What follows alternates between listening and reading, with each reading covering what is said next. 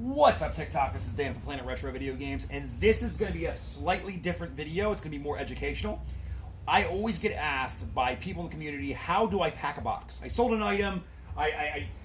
In my instance here, we just sold this beautiful Super Mario Land 2, 6 golden coins, a beautiful factory sealed copy, graded by Wata.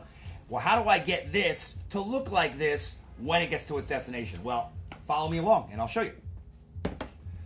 So, first and foremost, my recommendation for boxes, because this covers most things, is a 10 by 7 by 5 box. You can get these on Amazon. They're about $1 a box. Sometimes you can get them bulk for about 50 cents, depending on what you get. So we'll get started here. We'll construct the box, which is very simple, right?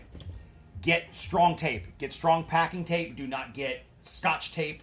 Do not get duct tape. Get packing tape, because you're packing things, right? So pack it. You should be using six pieces of tape per box. 1, 2, 3, and then when you close it, 1, 2, 3, right? So we're going to finish taping this here.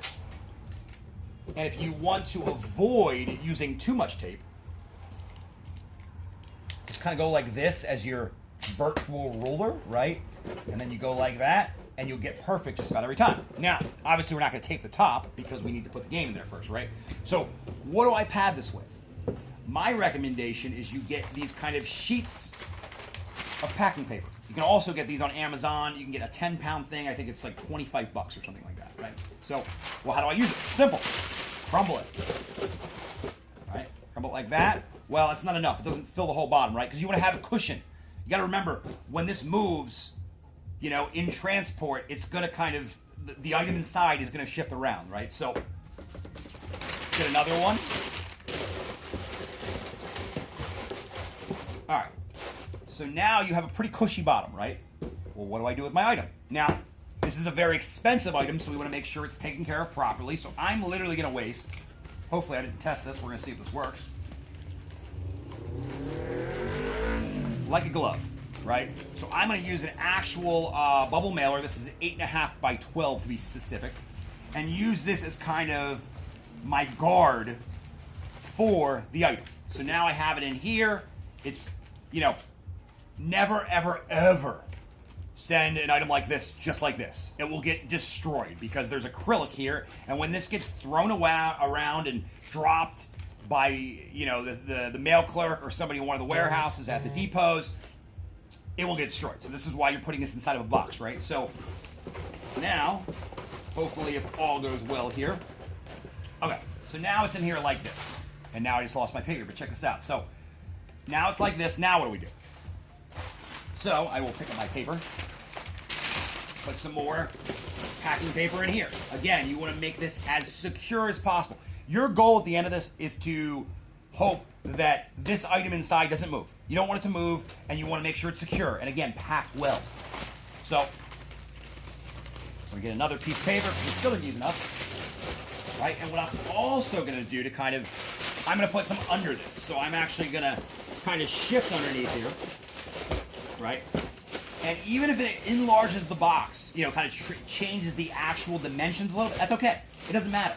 You just have to correctly get the length, width, and height as well as the weight for your shipping labels, or when you bring it to USPS, FedEx, UPS, or wherever you're going to, right? Okay, so now as you can see, look, it doesn't move, right? So now what do we do? We're going to close it up. This isn't going to be perfect. It's going to be a little compromised as far as the dimensions because it's a little bigger than I'd like, which is okay. So now you remember how I said 6 pieces of tape for every box.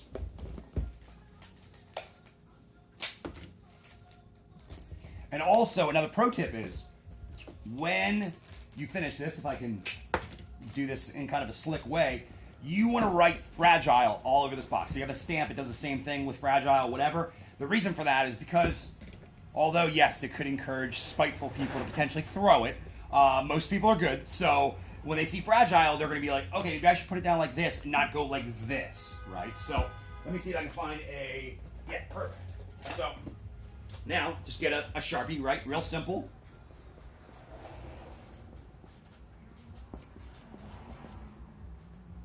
fragile, right? And then I'm going to write it also on one side and the other side as well.